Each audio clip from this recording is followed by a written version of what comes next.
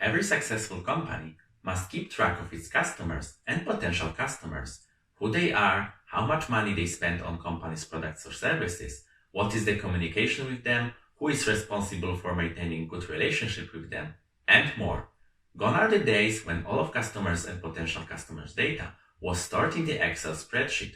Nowadays, companies use specialized customer relationship management systems, which compile data from different marketing channels, like customer data manually typed into the system, customer data collected from the website, customer data collected from email, customer data collected from social media, customer data collected from live chat solution, customer data collected from conferences, and more.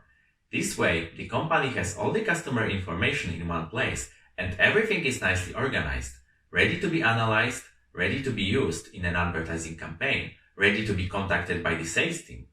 In this chapter, you will see what is possible when you use one of the modern customer relationship management systems, and then how to use core functionalities in practice in one of CRM softwares. As the name indicates, customer relationship management system lets you build good relationships with current and potential customers.